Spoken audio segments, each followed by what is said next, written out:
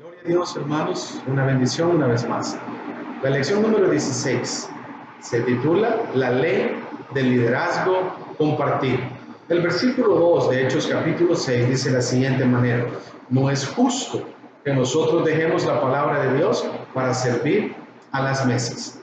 Hechos 6 es un buen lugar para empezar una discusión acerca del gobierno de la iglesia. Cuando entendemos el gobierno de la iglesia, entenderemos el canal de autoridad de iglesia y el papel que cada persona desempeña en el liderazgo. En esta lección se dará énfasis especial al diácono, es decir, al servidor, y su papel en el liderazgo compartido de iglesia. Antes de continuar, debemos entender que el método que Dios ha escogido para gobernar su iglesia se llama teocracia. Teo significa Dios y cracia, gobierno. Teocracia significa, por lo tanto, Dios gobierna. Dios siempre ha querido gobernar en los corazones de los hombres. Él siempre ha escogido líderes, pero Él también permaneció siendo el Rey de Reyes y Señor de Señores sobre su pueblo.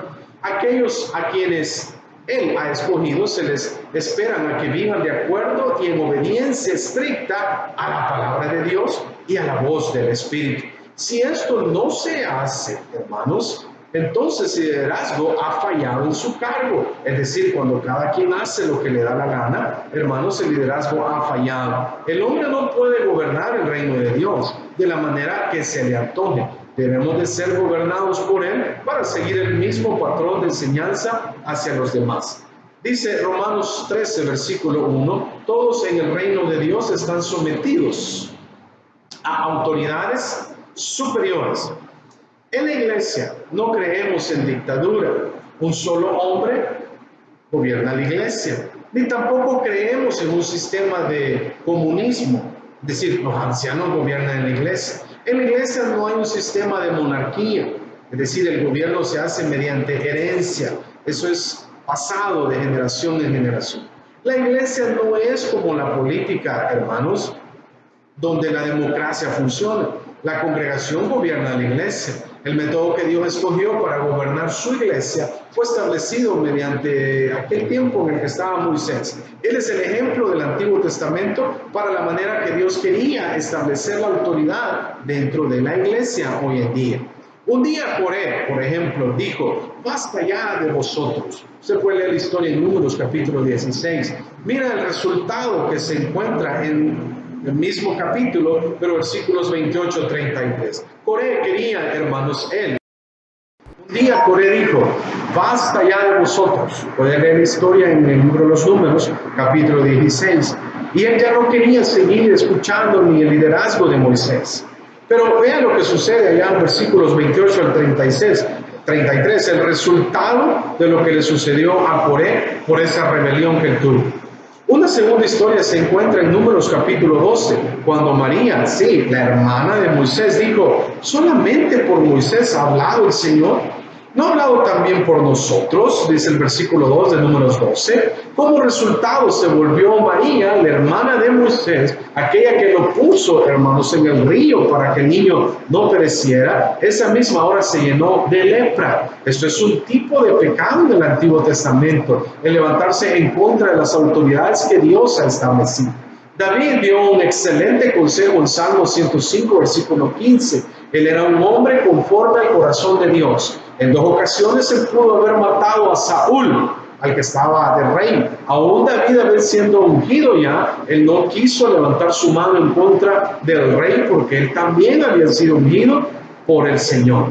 El pastor es el líder de Dios en la iglesia. Él debe buscar el consejo del pueblo de Dios. No debe de ser abusivo o insultante. Siempre debe mostrar respeto y amor a su grey. Debe buscar consejo de la junta local, orar al hacer decisiones en la iglesia. Nunca fue la intención de Dios para que el pastor haga todo el trabajo en la iglesia. La iglesia primitiva se dio cuenta de esto cuando empezaron ellos a servir a las mesas. La solución se encontró al nombrar servidores, o como les llamamos ahora, diáconos, para que se encargaran de las necesidades. Moisés también, hermanos, experimentó este problema y se le mandó a que nombrara ancianos para que le asistieran. Los diáconos son responsables de las funciones prácticas no espirituales, escuche bien eso, bajo la supervisión y autoridad del pastor pueden realizar funciones tanto espirituales como no espirituales en la iglesia. Escuchen, hermanos, bajo la supervisión. Hubo dos propósitos para que se nombraran diáconos en la iglesia primitiva. El propósito principal fuera para que el pastor continuara en la oración y el ministerio de la palabra. El segundo propósito fue para dar autoridad a hombres capaces, los cuales podían encargarse de los asuntos de la iglesia. Los diáconos son hombres que comparten la carga y la visión del pastor para la obra del Señor. Se le dijo a Moisés que nombrara hombres quienes compartirían la carga que él sentía. Él estaba agobiado con las necesidades del pueblo. Números capítulo 11, versículos 16 y 17 dice: y llevarán contigo la carga del pueblo, y no la llevarás tú solo. Jethro, el suegro de Moisés, también le dio un consejo similar en Éxodo 18, versículos 17 al 23. Un diácono puede ser nombrado o electo, hermanos, para cubrir un área de necesidad de la iglesia, ya sea espiritual o práctica, es decir, con la autorización del pastor. El diácono puede incluso bautizar o predicar, pero también está para servir dentro de la obra. En algunos países se les llama a los diáconos jefes de departamento, coordinadores, directores. Un pastor, hermanos, debe entrenar líderes para que la iglesia crezca. Él no puede y no debe ser todo y hacerlo todo él. Los diáconos también están para dar consejo. Antes que el pastor actúe en asuntos de negocios, sería bueno que él busque el consejo de sus diáconos. También, hermanos, deben de ayudar en la disciplina de los miembros. Una acción unida extiende la responsabilidad y disminuye las reacciones. El diácono debe de ayudar en mantener la armonía y la unión. Un diácono, hermanos, puede parar el chisme, puede arreglar los malos entendidos, puede explicar por qué ciertas acciones han sucedido, puede ir a visitar a otras personas cuando el pastor no alcanza a hacer todo el trabajo. Es necesario y es muy saludable que tenga personas que le ayuden y colaboren. También los diáconos pueden ayudar a mantener la armonía en general.